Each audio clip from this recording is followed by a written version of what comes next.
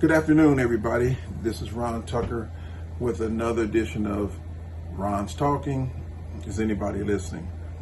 This is my third YouTube video on my channel at Ron's Talking, and I just hope that everybody is doing great today. I hope everybody is really in fine spirits. I'm going to try to bring you some truth, some information, some insight that hopefully will allow you to think a little bit more clearly about what's going on today in our public discourse and with the people who are trying to become our leaders and the previous individuals who were our leaders. Unfortunately, that was Donald J. Trump and the rest of his cabal and his minions.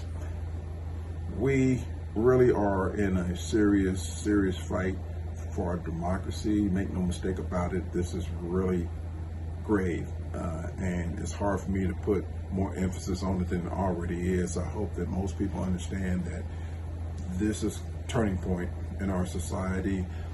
The United States has weathered a terrible storm with Trump's previous presidency. In that term, the man turned America virtually upside down.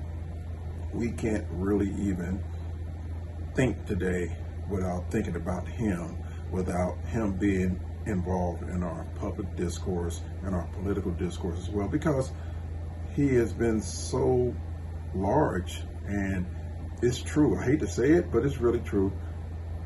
This man has permeated our society to the point where everything is so convoluted, so crazy, so topsy-turvy. All the disinformation, misinformation.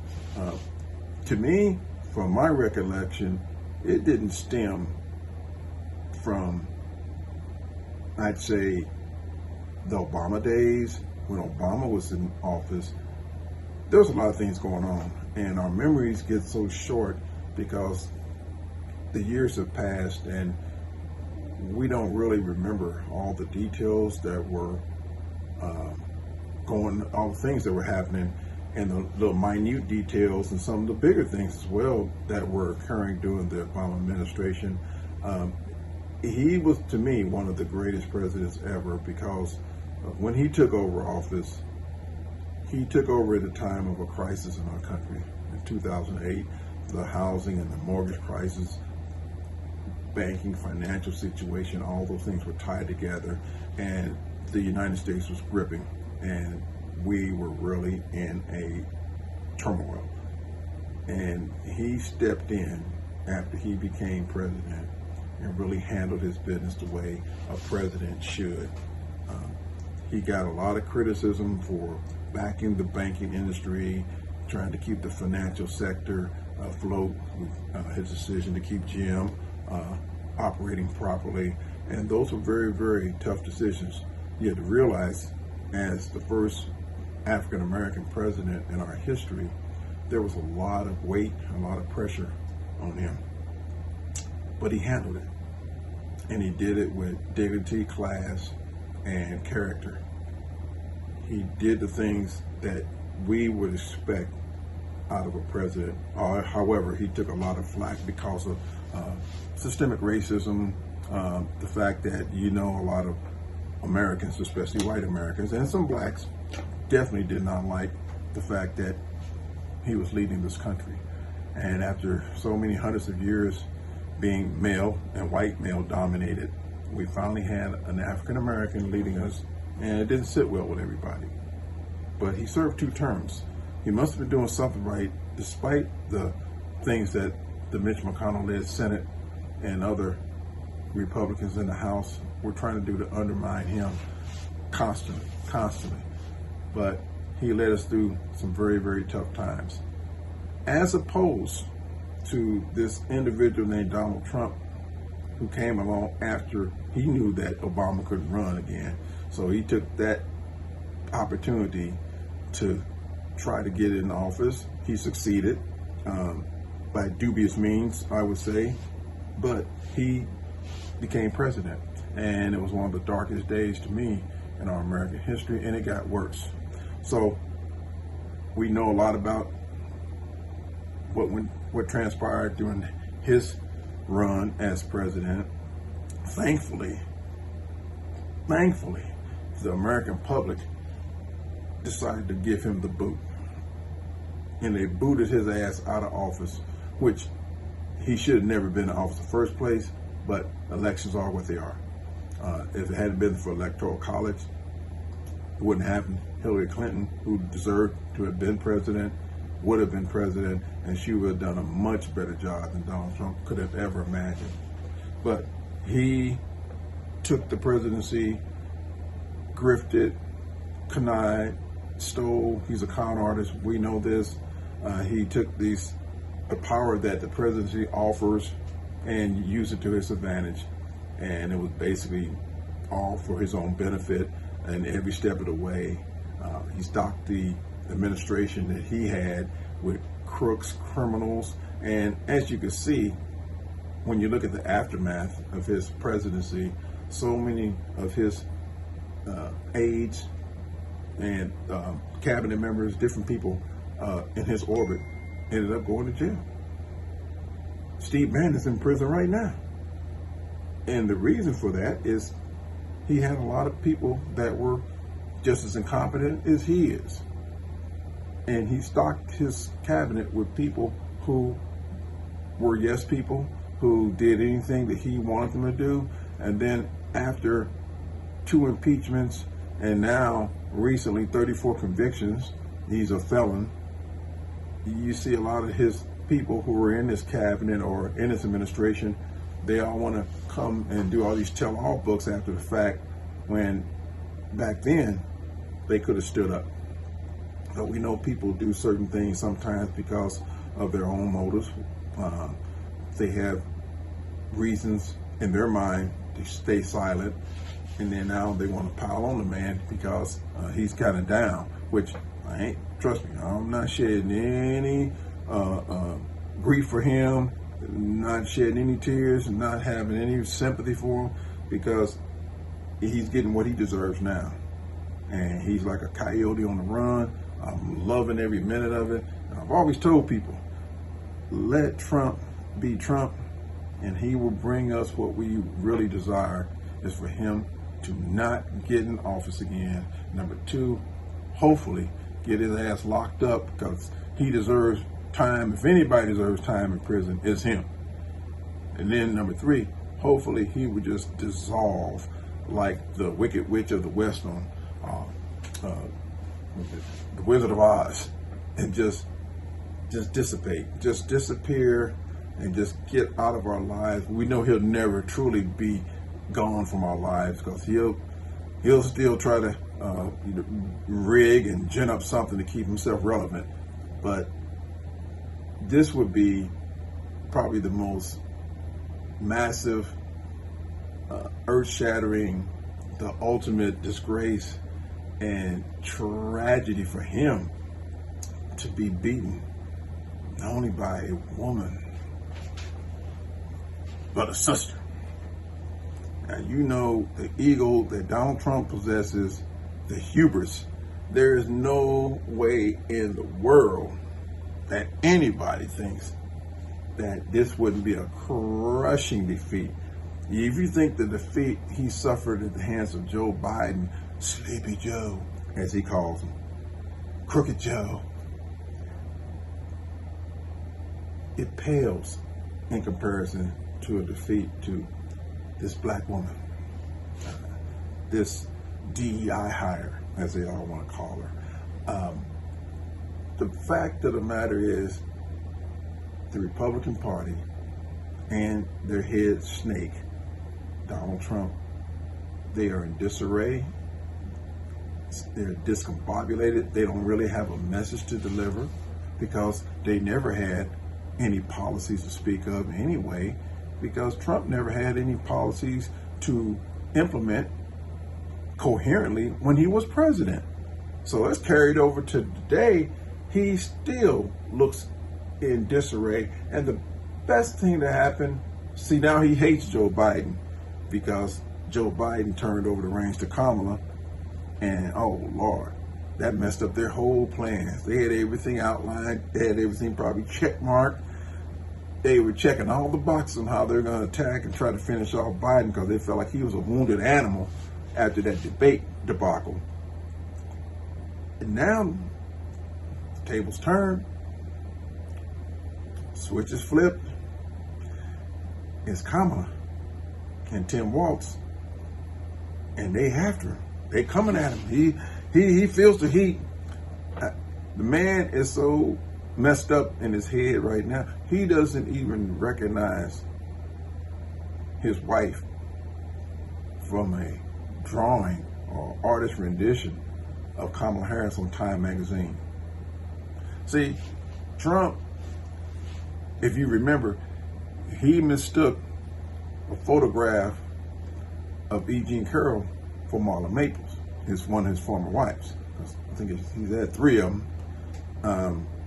So in their deposition, he told the legal people that, that's Marla Maples, when they asked who was that lady in the picture. And in fact, it was E. Jean Carroll, the lady he was accused and charged with sexual abuse / rape.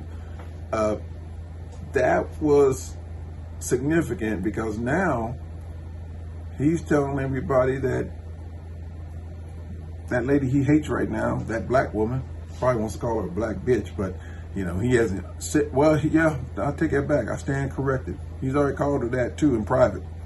But anyway, that woman, that thorn in his side right now, he can't stand her. But he said she looked like Melania on the Time magazine cover.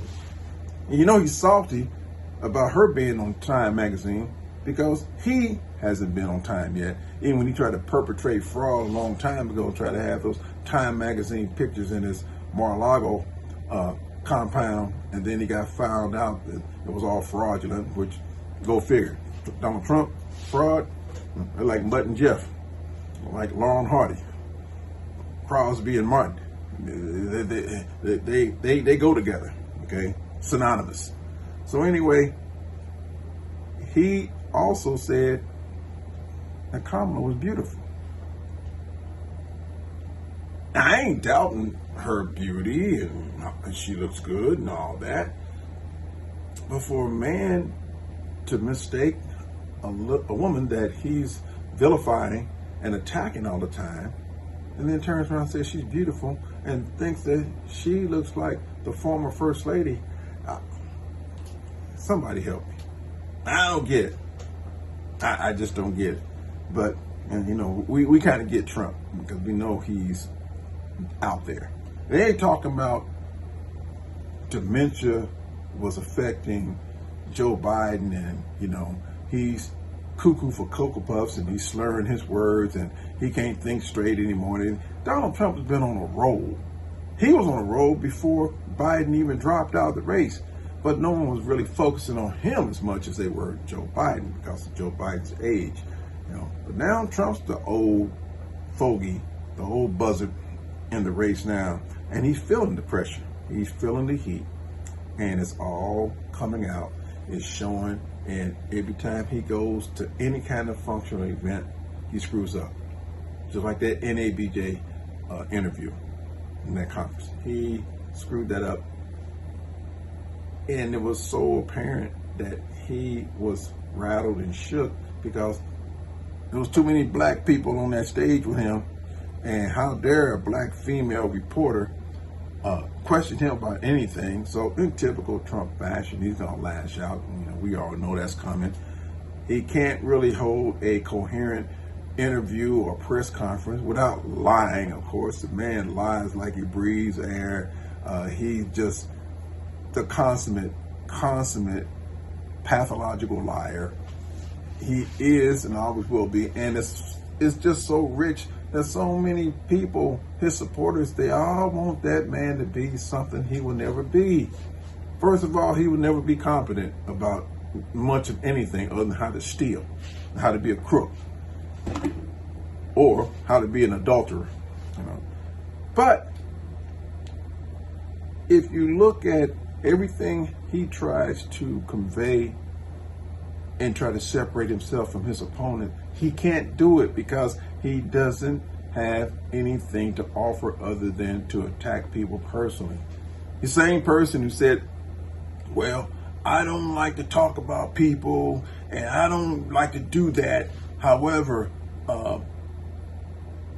John Tester, he got the biggest belly I've ever seen on a man.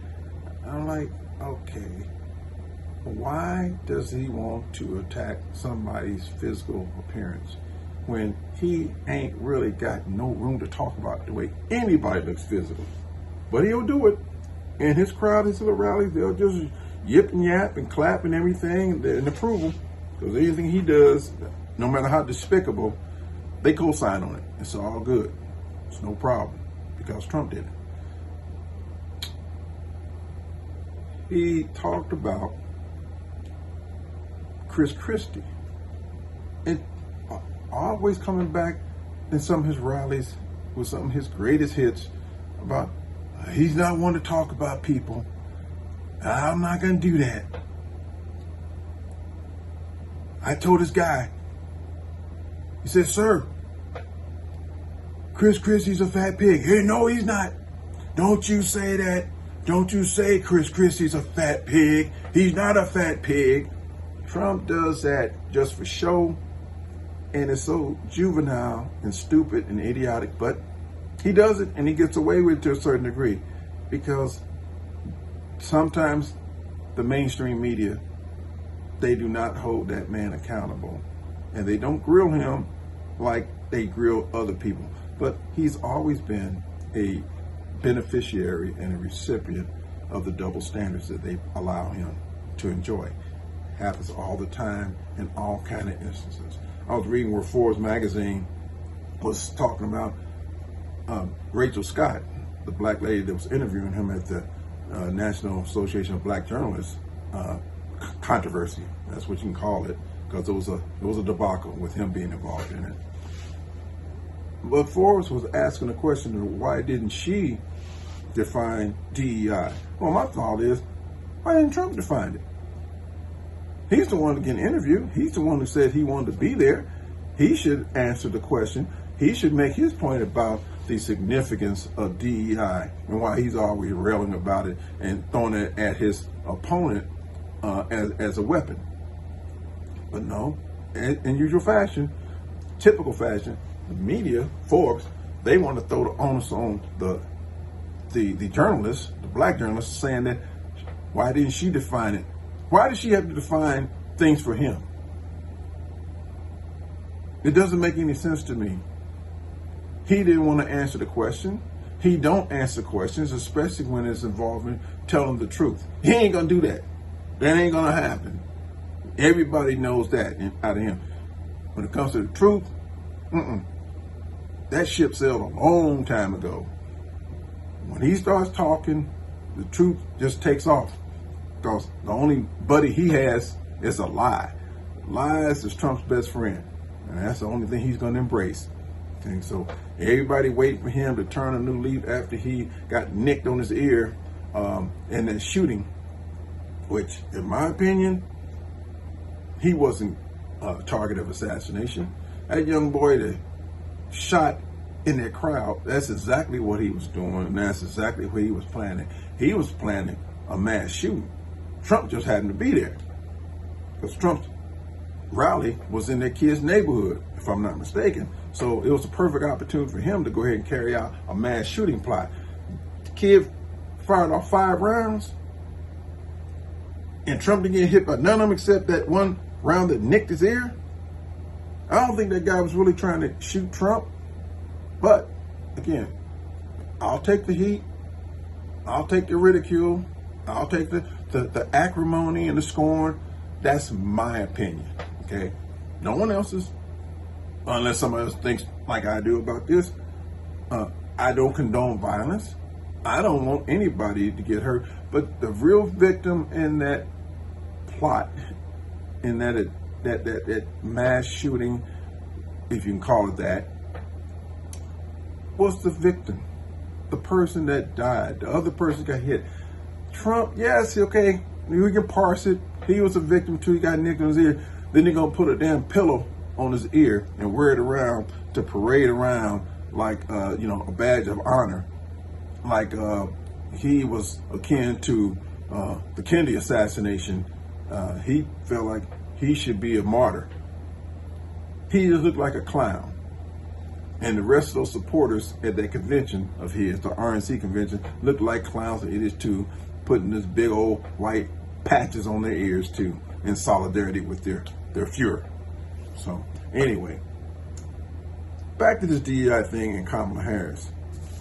I was looking at something and on the TV the other day, and let me see, some Fox fool who had a patriotic tie on, red, white, and blue deal, and a blue vest on Fox was ranting and raving about Karine Jean-Pierre, the press secretary, and Kamala Harris are both DEI hires.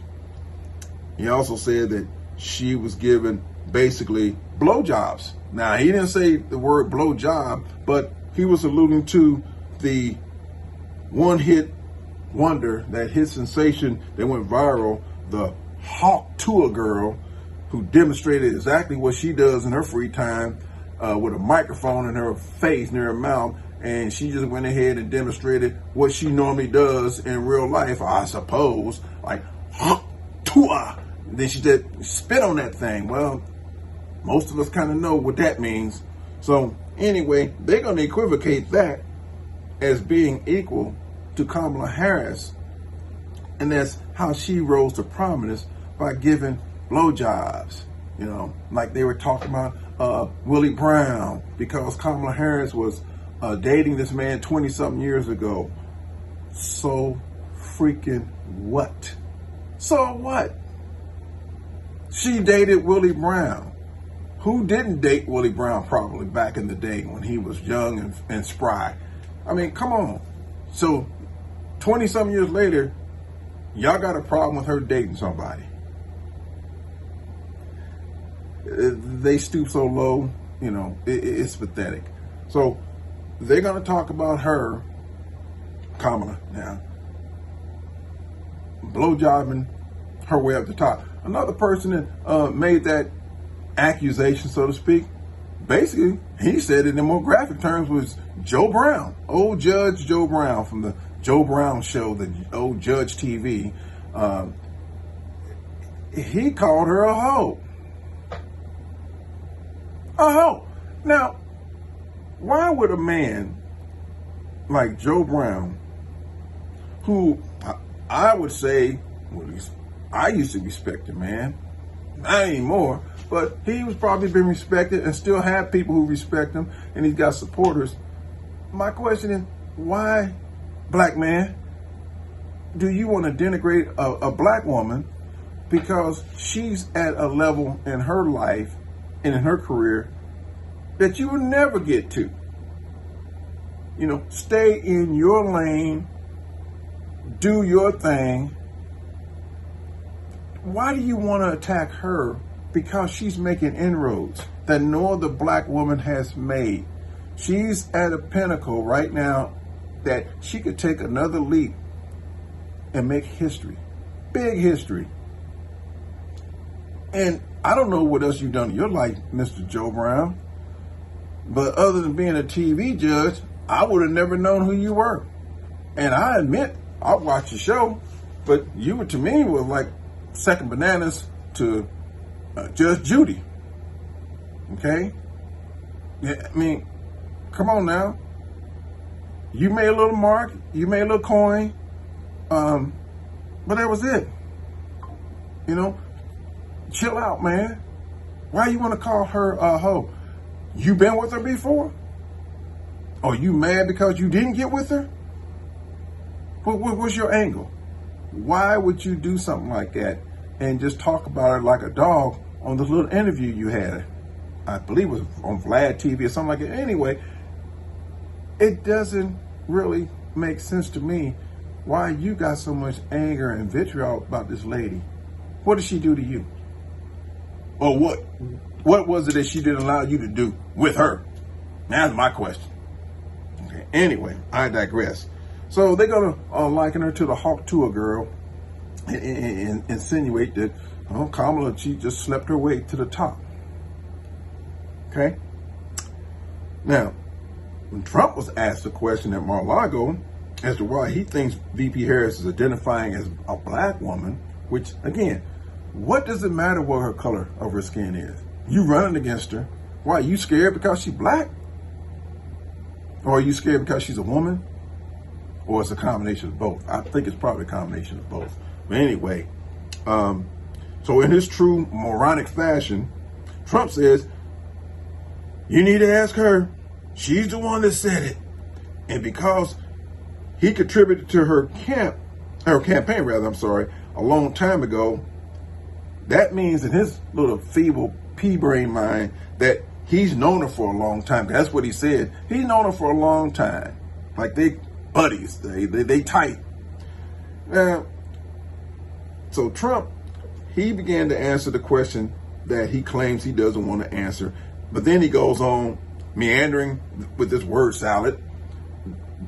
And he just talks so much about nothing, going around and around and around in circles. Hell, he talked so damn much and meandered so much with his conversation about this topic. And it was stunning. And you could tell he doesn't know what he's talking about because he kept repeating himself over and over and over again, trying to get the lies to line up properly. Well,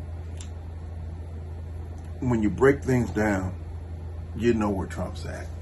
Trump is frightened like hell because Kamala Harris is all over him like a cheap suit. And he doesn't know how to deal with her. And he's frightened about something else too. I think most of y'all know is that clock is ticking. September 18th is right around the corner. And guess where he got to be at? September 18th, better have his ass in New York, talking to Judge Merchan. See, the same judge that he was just raking over the coals and lambasting and denigrating and talking about him, his daughter, his mama, everybody he could think of, the court stenographer, the court clerk. He was on everybody and anybody. Couldn't stop, won't stop. Gag artists didn't mean shit to him. But now get closer to September 18th. See, he just filed another brief trying to get the judge to dismiss the case. They crazy. Trump know he don't want to see September the 18th because he know where he got to be. And his idiotic attorneys, of course, they're going to file every brief probably up to the last minute trying to get the judge to do something they know the judge ain't going to do. But the attorneys got to do what they got to do because they got to make that loop. They got to make that, when the billable hours are very, very near and dear to their heart. And frankly, you know how attorneys roll. If you go to jail, if you don't go to jail, I'm still getting paid. So, you know, they're going to put up the front like any good, solid defense attorneys would do and make Trump happy. Keep him happy by filing all these frivolous briefs and everything else and motions to dismiss. Ain't happening. Not in this venue because I don't know if judges have a conscience. Y'all can determine that with your own opinions. I got mine. I believe judges are human. Don't you think? Like the rest of us. I'm not gonna say judges carry grudges, but you look at history and you make a determination on that. Ask some of the individuals who are on the other end of some of those judgments by judges. Judge Merchan has got a lot to think about, but I believe, I don't know. It's going to be hard to say whether he's going to give Trump time. Maybe give him time. It's going to be deferred because Trump's defense team wants the judge to defer everything to after election because they praying like hell that Trump wins or to get them off the hook and get Trump off the hook. But if the judge rules against him, well, he's already ruled against him. He's going to New York to be sentenced. I wonder if the sentencing is going to be a combination of things, whether it could be, I don't know if they can defer incarceration for a certain amount of time. And let's say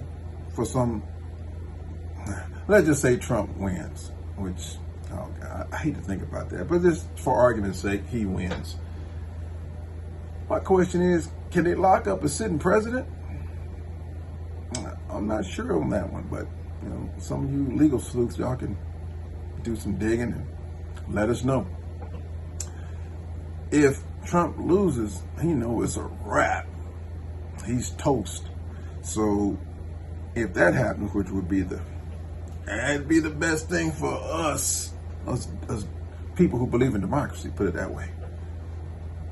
If he loses everything, because his ass is going to jail then. But anyway, let's talk about some more of these accusations from some of Trump's staunchest supporters. This guy named Sebastian Gorka, this European wannabe Nazi. He used to be a Trump administration holdover. One of the few who should have gone to jail. He was talking his DEI shit, talking about she's a DEI hire, she's a woman, she's colored, so she's got to be good. Okay, what does all that mean, Sebastian? We know she's a woman. I don't know if you've been with too many of them. We know she's black. That colored thing is outdated, bro. It's long gone. That's ancient, stale shit. She got to be good.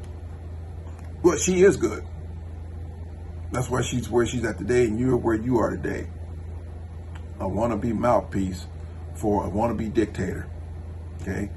You ain't never been about nothing. Whatever your title was in the Trump administration, you were just with the rest of the crooks and misfits that he lined up in his cabinet and in his administration. So enough about you. Next up on the DEI train, here comes Fox's poor man's version of Tucker Carlson. Pinocchio Jesse Waters talking about there's a lot at stake here. If they can drag Kamala across the finish line, they have opened up the borders. They've changed the entire culture of this country. She's a disgrace and all this. It's over for us as a country. I didn't know Kamala Harris had that much power. She ain't even president yet. And they all talking like she's a Kim Jong-un, like she's a Putin, a dictator. She's everything they talk about her about. It's like she's created all of these ills in our society. She was labeled the border czar by them. She wasn't given that title by the administration. She had a different role when it comes to the border. But that's not something that you folks are supposed to know about. Okay? Let's be clear on that. The American public is only supposed to know what Trump says and what his people say, and that's pretty much it. Anything that we say on the other side, oh, we're just trying to protect Kamala Harris and we're trying to lie for her. Well, we say the same thing about you and Trump, but Trump has been more demonstrative with his lies. It's already been historically documented. And we don't need to go back to the 30,000 lies he told, or plus that he told when he was president. Can you imagine how many lies he's told since then up until now? How they fact check him every time he opens his mouth. Because you got to. Because you know it's going to be chock full of lies. Well, anyway, I'm going to continue on. Here comes this guy, this representative named Tim Burchett from Tennessee. He's squawking about communists, the DEI, yada, yada, yada. He's the same dude who falsely accused a Kansas City Chiefs fan of being the shooter at Kansas City Super Bowl parade last year. And when he was questioned, because he falsely accused this guy, and when a reporter asked him, well, why wouldn't he apologize to the man and his family for putting him as a target, and death threats and all kind of things that were coming at him and his family? No, he refused to do it and attacked the reporter and just acted real snarky and told him something like, if I remember correctly, your mother told me that the second biggest mistake in her life was having you. That's what he said to the reporter. Now, these are the kind of people that America loves to put in office. People like him with his character. the Marjorie Taylor Greens, the Lauren Boeberts, people they ain't got no education to speak of, but they get elected to offices that most people will covet, who has the credentials, who have the intelligence, who have the ability to get involved in the political realm and work for their constituents to the best of their ability, instead of a bunch of renegade Republicans all over the place trying to take credit for laws that were passed and legislation that was passed that benefits different counties and cities and municipalities that they are in. And when money flows to them through these initiatives that were passed by the Biden administration, and then they get the funds, they get in front of their constituents and start crowing about, look what I did for y'all. I got X amount of $1,000 appropriated to help our city to build roads and do other funding initiatives to help our city grow and prosper and all these things. And they take all the credit, get in front of the camera, trying to get their shine on. And then they get fact checked, knowing that they are lying because they voted against all those things when the bills were being passed in the legislation. Just disingenuous crooks. And you can't really trust any of the Republicans, because if there's any good Republicans left, they get overshadowed by the thievery and the conniving and the lying of their colleagues. There you go. Go figure, right? Let me go into this next one. It's a crazy looking, wild-eyed Congresswoman. I think her name is Harriet Hageman from Wyoming. Well, here she comes with her DEI vitriol against Kamala too. And mind you, folks, this is just a small smattering of all across the board. Fox and all these Republicans who get on the Newsmax and all the other right-wing shows, and it's widespread. But she's going to be the target of this DEI because they ain't got nothing else to say except attack her personally. Okay? Anyway, this is what this chick says. Miss Hageman. Intellectually, she's one of the weakest candidates in the history of our country because she's at the bottom of the barrel when it comes to her intelligence. Really? Okay. Because of her policies and failure to border, she's a failure from top to bottom. I think she was a DEI hire. They have no one else, so I think they are in disarray. Miss Hageman, do you realize that Kamala Harris right now, the Democrats are in disarray as you claim. She's leading former President Trump right now. And you've been following the news lately? Or are you still trying to get back in the good grace of your ex-good friend, Liz Cheney, who you backstabbed to get in office yourself? Soon she saw an opportunity to jump on the Trump train, and then Trump went ahead and backed you because Trump was pissed off and shitty at Liz Cheney for being a part of that damn January 6th committee. Maybe that had a little bit something to do with your anger and your vitriol towards Kamala Harris because, you're a big time Trump lover. Since he did you a solid to get you in office. We know. Trust me. Some of us know. At least I know. You ain't nothing but a snake. Because you and Trump, rest of them, they all walk on their bellies. Anyway, so that's her opinion. And also, she benefited a little bit of nepotism from her pops, who served in public office there in Wyoming from 1983 to 2006. So, I think you need to think twice before you start labeling people anything, Ms. Hageman. But, okay. So my question is, where was all of this DEI angst last year, maybe 2 years ago? As soon as Kamala was in a position to bust Trump's ass, every Trump supporter is shook up now and nervous, like him, because tick-tock, tick-tock, tick-tock. September 18th is coming, and November the 5th. that might be a bad time for Trump and his supporters. Believe me. So, anyway, I'm going to move on from the political realm, talk a little about some current events that are going on out there. My sister, she informed me that I think the defensive tackle for the Kansas City Chiefs, what's his name? Chris Jones. He has decided to pony up that $1.5 million fine that black lady incurred. You know, the lady that allegedly stole the chicken wings and got a 9-year sentence.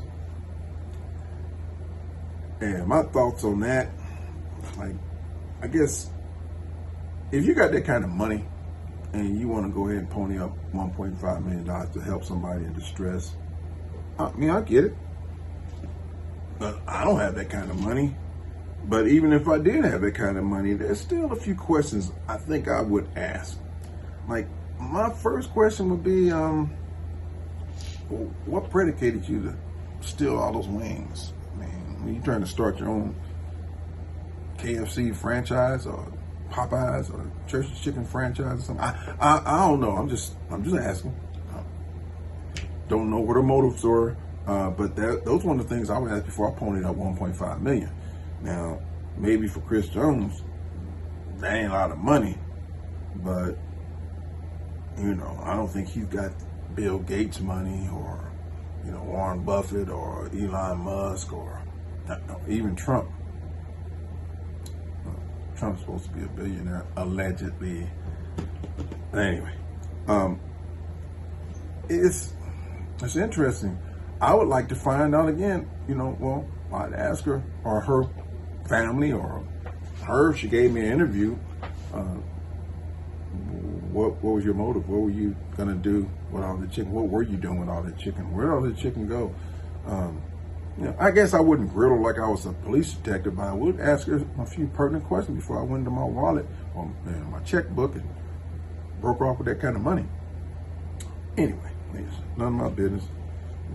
Okay, I'm looking at George Santos. He's expected to plead guilty in a fraud case. Now, what else is new, right? I ain't even gonna bother to even get into what he's about. I'll talk about him. It's not even worth it. MyPillow founder Mike Lindell said he may be hauled into court to explain himself after repeat discovery violations in a lawsuit over $5 million Prove Mike Wrong Challenge Award. Now, let's talk about Mr. Pillow Man himself.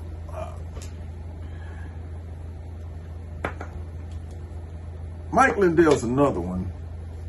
And we know he's a nutcase, former crackhead, and I think he's still on it, you know, because anybody who would take their empire.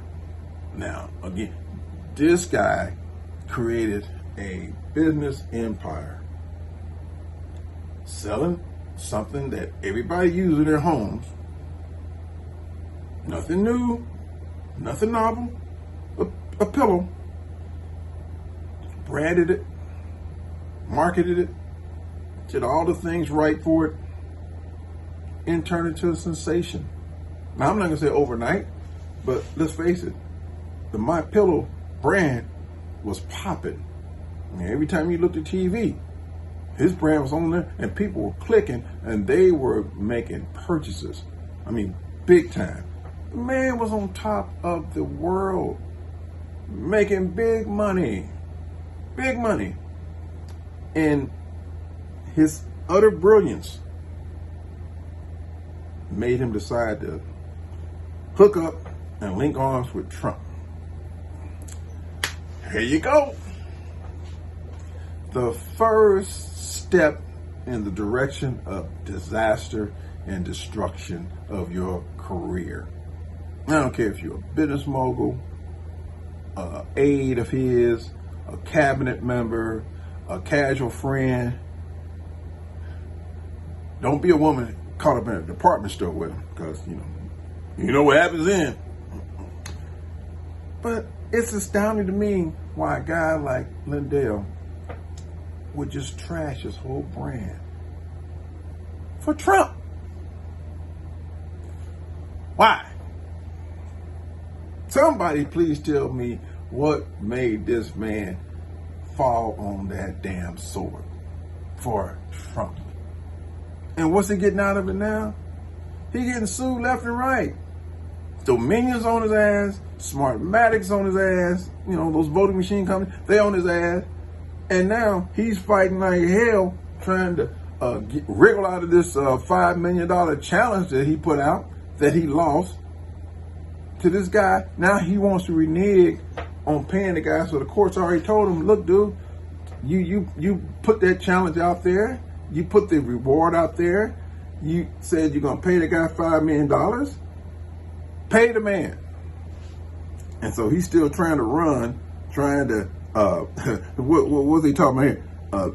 Minnesota pillow magnate Mike Lindell has suffered yet another self-inflicted loss in a long-running civil lawsuit after shirking discovery obligations. Now, the pro-Donald Trump businessman may be forced to personally appear before a judge and explain himself. The case concerns a disastrous challenge Lindell issued in which he failed to prove interference in the 2020 election, and for which his company is now on the hook for over $5 million. And I thought that Lindell had a bunch of paper, and he had enough to cover something like that. Why would you even challenge somebody? And I forgot the specifics of the challenge, but this guy, he broke the code, cracked it, got him. And Lindell don't want to pay up. Man. He's toast. He's through. But people just, they don't learn. They get those feathers burned and they just keep on going back to that flame called Trump. Let's see. Donald Trump's strategy for Harris debate revealed by expert who warns it's going to get a lot uglier. Probably so. It's going to get a lot uglier for Trump because his advisors and all kind of people keep telling this man, leave her alone. Quit attacking her. Quit attacking her race, her ethnicity, her sex, her culture. She's a female, okay? Quit attacking the woman. But no, Trump can't stop because he doesn't have anything else to fight with. Like I said earlier in my video, he has no policies that he can talk about because the man is incompetent, stupid, criminal, imbecile.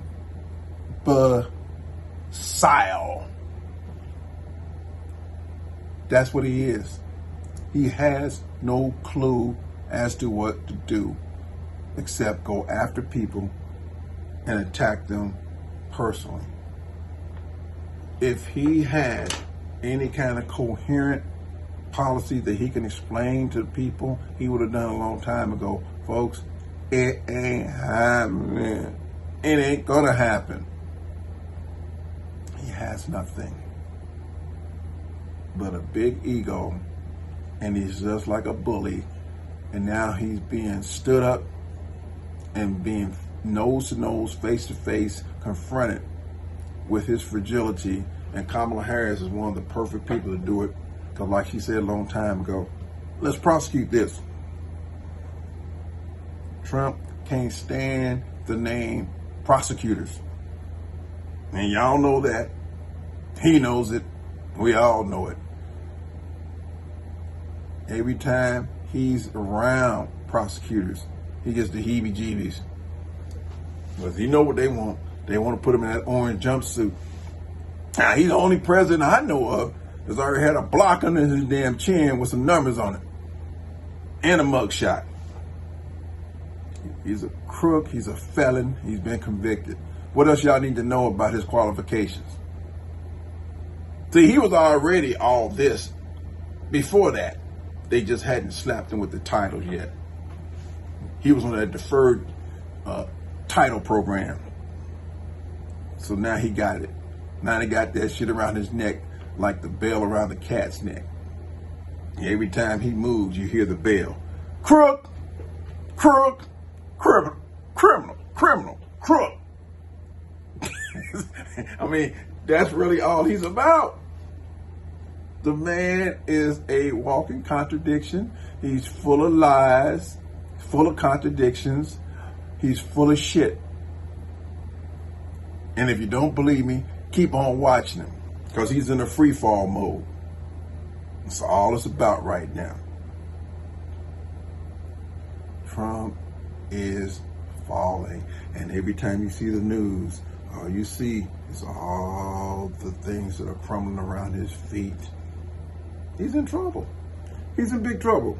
And I ain't trying to kick a man while he's down, because he's not down yet. Wait till he gets down, then I'll go ahead and get a couple good ones in. Okay. Yep. Here's the mooch. Anthony Scaramucci says Donald Trump's divisive tactics will lead to the first African-American woman president. I don't know how much y'all trust old mooch. You know, he still, I think, holds the record of being the quickest fired,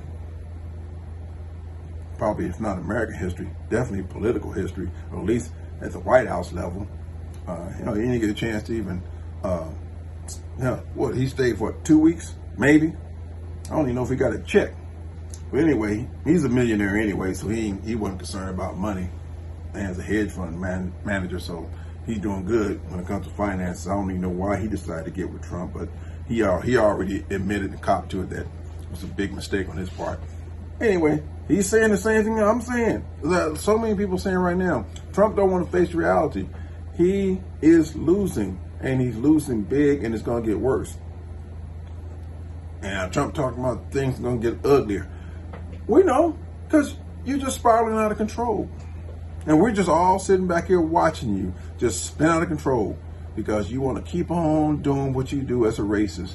Try to attack this black woman because you think it's going to curry some more votes. So you're going to probably get some incremental racists coming off the sidelines, want to jump into the game and, sow their oats and speak their opinions about how they really feel. You're going to get some of those people like that, of course. Ain't going to be enough to save your ass. Not this time, partner. You got over that first time. That was a one-off. That was it. That's why you got booted out the second attempt. Because you managed, or should I say mismanaged, COVID so terribly. Just like you did with your little speech about the Charlotte thing, when that Heather Heyer young lady got killed. You sided with the neo-Nazi. You sided with the white nationalists. You sided with the 1%ers, the 3%ers, Proud Boys. You down with all their activities as long as you can get you a few votes out of them and some support. Like January 6th, a lot of those militia boys they were there on the scene. Don't be mistaken. Don't be fooled. There's a lot of stuff going on with these militia. I'm going to talk about that in another segment of one of my videos, but it's coming soon. America better wake up, because there's a lot of stuff going on underground. You got those militia people infiltrating our law enforcement and other areas of our society. So anyway, all I want to say in closing, folks, is thank you for taking a look at my channel and watching my video. I hope it gave you some insight on some things, maybe woke some of you up again to understand that, that wokeism. Oh, I'm glad I'm woke, because I ain't trying to be sleep. They say don't nothing come to a sleeper but a dream. And if you sleeping at the wheel now with things that the Project 2025 guys are doing, and remember, I heard they changed it to was it Project 47 or some 47. 47 means, I guess, the 47th president, who they hope will be Trump. They try to disguise this Project 2025 with that. Trump backpedaling on it. Of course, he ain't got to do it, but they keep showing all kind of instances of him being involved. Even the guy who was deeply involved, who put the thing together, already admitted, because 2 reporters undercover interviewed him, and he talked about Trump's involvement in the whole thing. So, people, Don't be fooled again by this coyote, this lying, conniving piece of crap. He don't mean none of us no good. He gives a damn about you or your family. It's been said by many people. I'm saying it again because we got to be just as redundant as they are. We got to keep drumming this message home to folks every day, every day. Some of my biggest mentors, and I call them heroes on YouTube, is shout out to Reese Waters, Texas Paul, Tennessee Brando, the Midas Touch, of course, the Venerable Roland Martin. I watch MSNBC all the time, even though I think that they could be a little bit more forceful on their condemnations on certain things involving not just Trump, but other things dealing with racial injustice and things of that nature. But I really respect the fact that they tell the truth as much as they can within the limitations of what their hierarchical people and their bosses allow them to. But I'm talking about the Rachel Maddows, the Lawrence O'Donnell, Joy Reid, Chris Hayes, Chris Jansen, and just so many of them, Alex Wagner. And I watch those people because they bring the truth. And if you notice, does anybody notice that when it comes to attacking people, why is it that it seems like the Republicans are always attacking Democrats? And Democrats don't go after Republican candidates and talk about their race, their heritage. We might fact check them when they start lying on us, but you don't see the Democrats just being vulgar and nasty. This crazy chick, what's her name, Laura Loomer. I call her Laura Looney because that's exactly what she is. She says some of the most nastiest things I've ever heard somebody get away with on Twitter, and of course that's owned by Elon Musk. If you add an F to his first name, you know what you got. You know I'm going. Anyway, I think I must implore our people to stay awake and stay vigilant. And I love it when somebody says, "Oh, you woke." Yeah, I'm woke. I stay woke when it comes to y'all. I'm always watching y'all slithering around and shit. I ain't gonna take my eye off of you because I know if I do, you're gonna bite me in the ass, and it ain't happening. Not on my watch. So they can call me anything they want. They can talk about all the little acronyms they want to use as weapons, like critical race theory. Yeah, whoever heard critical race theory? Yeah, that's a way for people to bitch and moan, especially white people who want to talk about, white kids, if they learn about the history of their ancestors and forefathers, that they'll be feeling guilty and ashamed. Let them make that determination. That same stuff that is being taught right now was being taught to y'all asses when y'all were coming through school. How come there wasn't no problem then, but now it's a problem? I'm still trying to figure that angle out. But I think I know. We need to stay vigilant because these people on that other side, on that right side of the wall, they want to bring us back to a time where, we didn't have no say-so over anything for the most part. And even women, even white women. White women are being duped by white men for sure, because you women don't realize, don't y'all remember, y'all didn't have any voting rights either. Y'all didn't have a right to say certain things. So y'all better make sure y'all pay attention and remember back when too. So anyway, in closing, like I said, thank you for taking a look at my channel. Hope you found something interesting, and I'm going to do it again and again and again. I'm going to keep coming. So y'all make sure that y'all get out there and vote when that time comes so we can elect the first black female president. president in American history. It's going to happen, y'all. It's going to be a glorious day. Don't forget to subscribe. Talk to y'all later.